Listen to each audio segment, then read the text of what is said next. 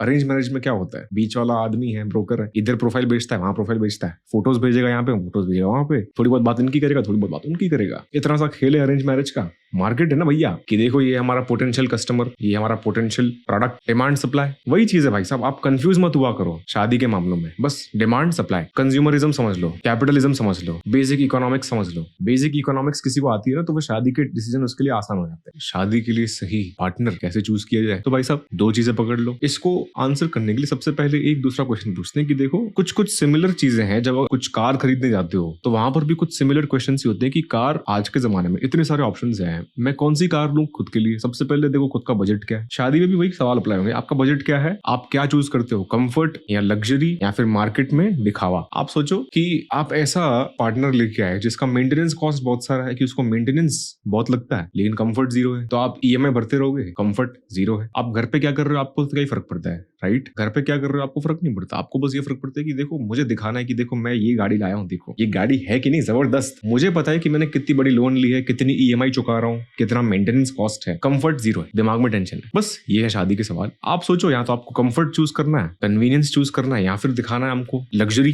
ठीक है, अब लग्जरी की अपनी कॉस्ट होती है, मार्केट में दिखावा करने की एक कॉस्ट होती है। आप सोचो कि आपको क्या करना है। लगभग 1-2 महीने पहले की बात है, मेरा एक पुराना दोस्त है, उसके घर पे रिश्ते आ रहे हैं, तो लड़कियों की प्रोफाइल्स, बायोडेटा ये सब आ रही है उसके पास। तो उसने 2-3 फोटो दिखाई, यार ये देखिए मुझे पसंद आ रही है, कैसी है। अरेंज मैरिज में क्या होता है, बीच वाला आदमी है, ब्रोकर है, इधर प्रोफाइल बेचता है, वहां प्रोफाइल बेचता है, फोटोज भेजेगा यहाँ पे, फोटोज भेजेगा वहां पे, थोड़ी बहुत बात इनकी करेगा, थोड़ी बहुत बात उनकी करेगा। इतना सा खेल है अरेंज मैरिज का। मार्केट है ना भैया कि देखो ये हमारा पोटेंशियल कस्टमर, ये हमारा पोटेंशियल प्रोडक्ट, डिमांड सप्लाई, वही चीज है भाई साहब। आप कंफ्यूज मत हुआ करो शादी के मामलों में। बस डिमांड सप्लाई, कंज्यूमरिज्म समझ लो, कैपिटलिज्म समझ लो, बेसिक इकोनॉमिक्स समझ लो। बेसिक इकोनॉमिक्स किसी को आती है ना तो वो शादी के डिसीजन उसके लिए आसान हो जाते हैं। अब आपके लिए क्या मैटर करता है कि मुझे तो दिखाना है किसी को कि यार देख क्या तो जबरदस्त मॉडल लाया हूँ, मेरी गाड़ी देख क्या शाइनी गाड़ी है यार। आपको पता है ना कि आप घर जाके चिंता है सारा दिन आपको कि इसकी ईएमआई भरनी है। भाई साहब अंदर बैठे बैठे दुनिया को लग रहा है ओ क्या तो खतरनाक मॉडल लेके आए भाई साहब हमारे, देखो क्या तो मॉडल है। शादी में भी यही चीज है, गाड़ी के अंदर बैठे बैठे उसको हमेशा चिंता होती है कि भैया अभी तारीख नजदीक है ईएमआई भरने की। बस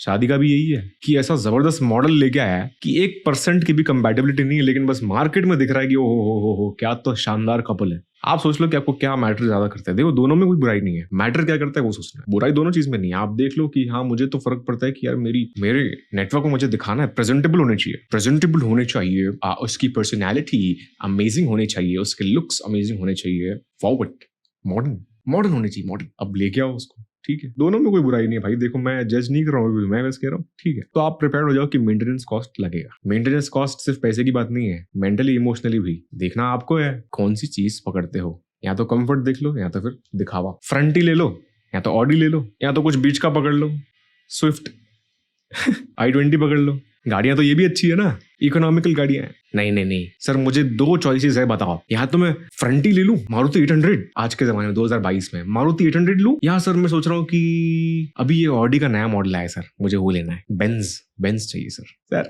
2 एक्सट्रीम पे सवाल पूछ रहे हो, कहाँ से आंसर कर पाओगे भाई साहब। मैं बोलूंगा ठीक है, एक तेरी प्रिपरेशन तो है ना, तो एक काम करना i20 ले ले। दोनों चीजें इसके अंदर, कंफर्ट भी है और अच्छी भी है, दिखने में कोई बुरी नहीं है, कहीं पे भी जाओ लगेगा आपको सही है। हाँ पॉकेट फ्रेंडली भी है। अरे नहीं सर एवरेज नहीं, मुझे है ना चाहिए कि मेरी सोसाइटी में सबकी आंखें फटी की फटी रह जाए, ऐसी गाड़ी चाहिए सर। ठीक है ले ले, पहले लोन के लिए अप्लाई करो, प्रिपरेशन रखो एटलीस्ट 1 साल की कि तुम 1 साल तक की ईएमआई का पैसा है आपके पास, देख लो फिर ले लो तुम। I hope and I believe कि आप समझ पा रहे हो मैं क्या कहना चाह रहा हूँ। ठीक है, ज्यादातर लोग रिलेट कर पाएंगे इस चीज से। खैर मैंने वो दोस्त का एग्जाम्पल क्यों दिया कि मेरे दोस्त ने फोटो दिखाई थी, मैं एग्जाम्पल से क्या बताना चाह रहा था कि ये सोचने वाली बात है ना कि हमको मैटर यही करता है ना कि मेरे दोस्त देखकर क्या बोलेंगे, मेरे आसपास वाले देखकर क्या बोलेंगे कि मॉडल कैसा है। मेरे दोस्त का जो एग्जांपल दिया मैंने कि उसने मुझे फोटो दिखाई, हम मस्ती के मूड में थे, कहीं और दूसरी बातें कर रहे थे, इधर उधर की मजाक की बातें कर रहे थे, और इसने अचानक से फोटो दिखा दिया, यार देख ये लड़की कैसी है, यार ठीक है इतनी वो भी नहीं है, ठीक है सही है, एवरेज है। मस्ती में ही हमारी निकल गई बात। इतना सोच समझ कर मैंने तो देखा भी नहीं ढंग से उसको। ऐसा होता है भाई, कभी कभार हो जाता है। जज मत करना मुझे कि मैं जज करता हूँ लोगों को लुक्स के, मैंने जज नहीं करता।